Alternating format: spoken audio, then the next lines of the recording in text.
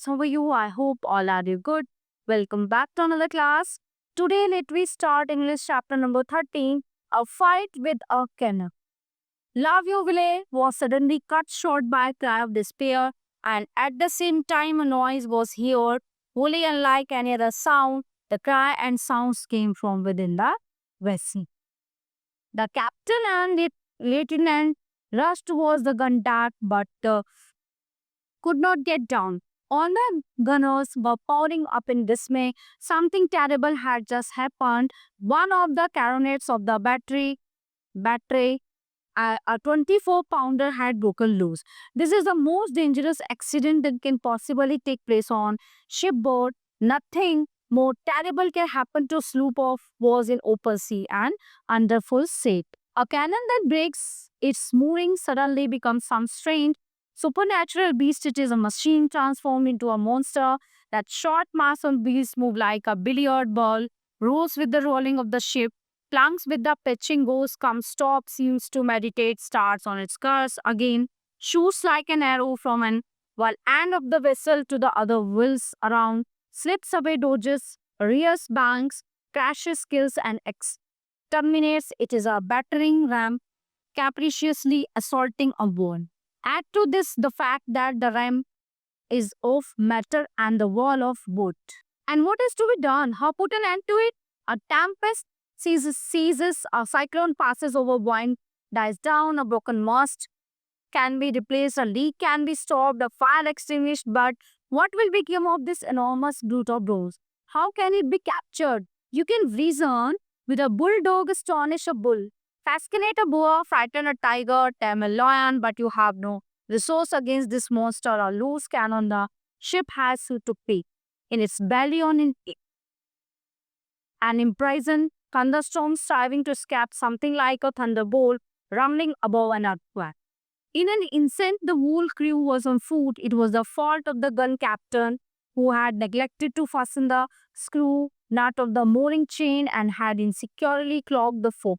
Base of the gun carriage separated the two platforms so that the cannon was no longer firm on its carriage. A heavy sea struck the port. The carronade, insecurely fastened, had recoiled and broken its chain and began its terrible course over the deck. At the moment when the fastenings gave way, the gunners were in the battery, some in groups, others scattered about, busied with the customary work among sailors getting ready for a signal for action. The carronade, hurled forward by the pitching of the vessel, made a gap on this crowd of men and crushed for at the first below, and sliding back and shot out again as the ship rolled. It cut into a fifth. Unfortunate, the gun deck was wrecked in a twinkling. The enormous gun was left alone. It was given up to itself. It was its own master and master of the ship. It could do what it pleased. This whole crew, accustomed to laugh in the time of battle, now tremble. To describe the terror is impossible. Captain Boisbord Float and Lieutenant and Lavioville, although both dauntless men, stopped at the head of the companionway and dumb, pale, and hesitating looked down on the deck below. Someone elbowed past and went down. It was their passenger, the peasant, the man of whom they had just been speaking a moment before. Reaching the foot of the companionway, he stopped. The cannon was rushing back forth on the deck. The form of the cannon looked now black in the light, now mysteriously white in the darkness. It went on its destructive work. It had already shattered four other guns and made two gaps in the side of the ship, fortunately above the waterline, but where the water would come in case of heavy weather. The captain promptly recovered his presence of mind and ordered everything that could check and impede the cannon's mad course to be thrown through the hatchway down on the gun deck. Mattresses, hammocks, spears, sails, rolls of cordage bags belonging to the crew, etc. But what could these rags do, as nobody dared to go below to dispose of them properly? They were reduced to lying lint in a few minutes. They were just seen enough to make the accident as bad as possible. A tempest would have been desirable, for it might have upset the cannon and with its four wheels once in the air. So there would be some hope getting it under control. Meanwhile, the havoc increased. There were splits and fractures in the mast, which are set into the framework of the keel and rise above the decks of ship like great round pillars. The convulsive blows of the cannon had cut into the mainmast. The battery was being ruined. 10 pieces out of 30 were disabled. The breaches in the side of the vessel were increasing and the corvette was beginning to leak. The old passenger, having gone down to the gun deck and stood like a man of stone at the foot of the steps, he cast a stern glance over this scene of devastation. He did not move. It seemed impossible to take a step forward. Every moment of the lost carronade threatened the ship's destruction. A few moments more in shipwreck would be inevitable. The must perish or put a speedy end to the disaster. Some course must be decided on. But what? What an opponent was this carronade. Something must be done to stop this terrible madness, to capture this lightning, to overthrow this thunderbolt. Outside, the waves beating against the ship responded with their blows to the shocks of the cannon. It was like two hammers alternating. Suddenly, in the midst of this inaccessible ring, where the scap cannon was leaping, a man was seen to appear with an iron bar in his hand. He was the author of the catastrophe, the captain of the gun guilty of criminal carelessness and the cause of the accident, the master of the carronade having done the mischief. He was anxious to repair it. He had seized the iron bar in one hand, a tiller rope with a slip noose in the other, and jumped down the hatchway to the gun deck. The began an awful sight, a titanic scene, the contest between gun and gunner, the battle of metal and intelligence, the duel between men and the inanimate, the man stationed himself in a corner and with bar and rope in his two hands, the lean against one of the riders, dragged himself on his legs, which seemed to still post and lay with calm, tragic, as if rooted to the deck. He waited. He waited for the cannon to pass by him. The gunner knew his gun, and it seemed to him as if the gun ought to know him. He had lived long with it. How many times he had thrust his hand into his mouth. It was his own family monster. He began to speak to it as if it were his dog. Come, he said, perhaps he loved it. He seemed to wish it to come to him.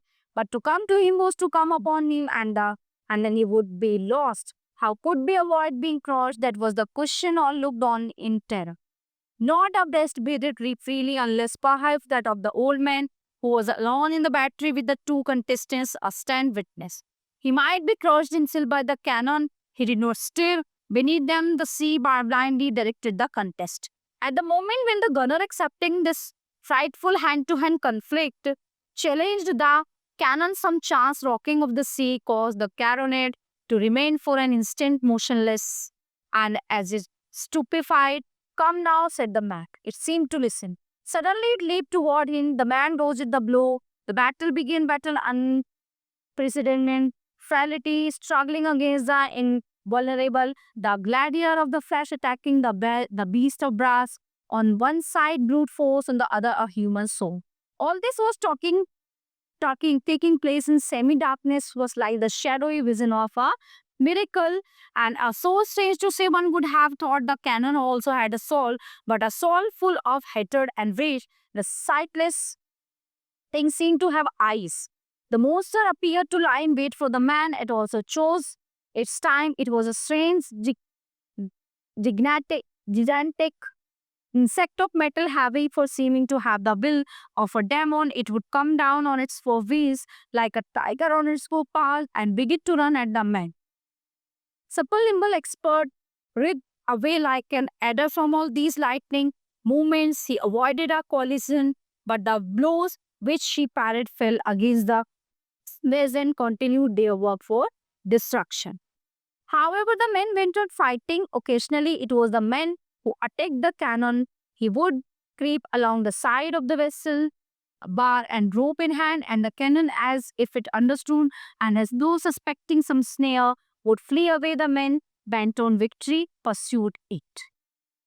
It made a sudden quick dash at the gunner. The gunner sprang out of the way, let it pass by, and cried out with a laugh, tried again the cannon as if he Enric smashed a carronade on the port side, then again seized by the invisible string which controlled it. It was hulled to the starboard side at the man, who made his escape. It turned its back on the men, rolled from stern to bow, enjoyed the stand, and made a breach in the planking of the prow. The man took refuge at the foot of the steps, not far from the old man who was looking on. The gunner held his iron bar in rest. The cannon seemed to notice it, and without taking the trouble to turn around, slid back on the men. Swift as the blow of an axe, the men driven against the side of the ship was lost. The whole crew cried out with horror.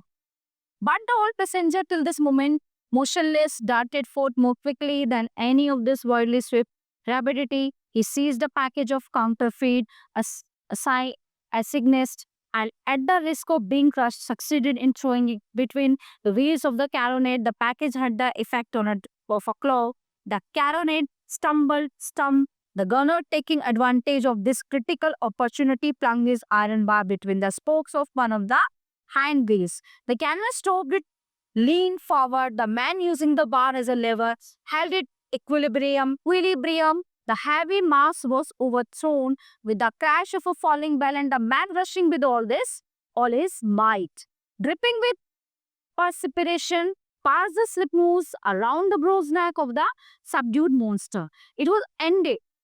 So the mariners and sailors clapped their hands. The whole crew rushed forward with cables and chains, and in an instant the cannon was secured. The gunner saluted the passenger. "Sir," he said, "you have saved my life." The old man had resumed his impassive attitude and made no reply. The man had conquered, and the cannon might be said to have conquered as well. The damage to the vessel seemed beyond repair. There were 5 breaches in her sides. The battery was reduced to 9 pieces. The ship was leaking. It was necessary to repair the damages at once and to work the pumps. However, all the while this tragic play was going on, the crew were absorbed by a question of life and death, and they were wholly ignorant of what was taking place outside the vessel. The fog had grown thicker, the weather had changed, the wind had rocked this pleasure with the ship. They were out of their course further to the south than they ought to have been, and in the midst of heavy sea. The rocking of the sea threatened destruction. The breeze had become a gale, a squall, a tempest perhaps was brewing. It was impossible to see 4 waves ahead. While the crew was hazily repairing the damages to the gun deck, stopping the leaks and putting in place the guns which had been uninjured. In the disaster, the old passenger had gone on deck again. He stood with his back against the mainmast. He had not noticed the proceeding which had taken place on the vessel. The Cavalier de la Vieuville had drawn up the marines in line on both sides of the mainmast, and at the sound of the boatswain's whistle, the sailors formed a line standing on the yards. The Count de Boisberthelot approached the passenger. Behind the captain walked a man, haggard, out of breath, his dress disordered, but still with a look of satisfaction on his face. It was the gunner who had just shown himself so skillful in subduing monsters and who had gained the mastery over the cannon. The Count gave the military salute to the old man in peasant's dress and said to him, "General, there is a man." The gunner remained standing with downcast eyes and military attitude. The Count Boisberthelot continued, "General, in consideration of what this man has done, do you not think there is something due him from his commander?" "I think so," said the old man. "Please give your orders," replied Boisberthelot. "It's for you to give them. You are the captain." "But you are the general," replied Boisberthelot. The old man looked at the gunner. "Come forward," he said. Now the gunner approached. The old man turned toward the Count Boisberthelot and took off the cross of St. Louis from the captain's coat and fastened on the gunner's jacket. "Hooray!" cried the sailor. The mariners presented arms, and the old passenger, pointing to the desert gunner, added, "Now have this man shot." Dismissed succeeded the cheering. Then in the midst of the death-like stillness, the old man raised his voice and said, carelessness has compromised this vessel. At this very hour, it is perhaps lost to be at sea, to be in front of the enemy. A ship making a voyage is an army wagging war. The tempest is concealed, but it is at hand. The whole sea is an ambuscade.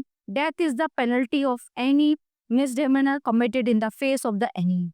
No fault is repairable. Courage should be rewarded and negligence punished. These words fell one after another slowly, solemnly in a sort of inexorable meter like the blows of an axe upon an oak. And the man looking at the soldiers added, "Now let it be done." The man on whose jacket hung the shining cross of St. Louis moved his hand. At a signal from Count Bay, boys but Lord, two sailors went below and came back bringing the hammock shroud. The chaplain, who since the cell had been at prayer in the officers' quarters, accompanied the two sailors. A Seguin detached 12 marines from the line and arranged them into 5 6x6. The gunner, without uttering a word, placed himself between the two fires. The chaplain, a crucifix in hand, advanced and stood beside him. "March," said the Seligate. The platoon marched with slow steps to the bow of the vessel. The two sailors carrying the shroud followed. A gloomy silence fell over the vessel, a hurricane hole in the distance. A few moments later, a light flashed. The report sounded through the darkness. Then all was still, and the sound of a body falling to the sea was here. The all passengers, still leaning against the mainmast, had closed his arms and was buried in thought. So Boyce Berthelot pointed to him with the forefinger of his left hand and said to La Vieuville in a low voice, "La Vendée has a hat." So everyone, the chapter is in here. I hope you all are very well understand full chapter. So we will meet you the next class. Thank you everybody.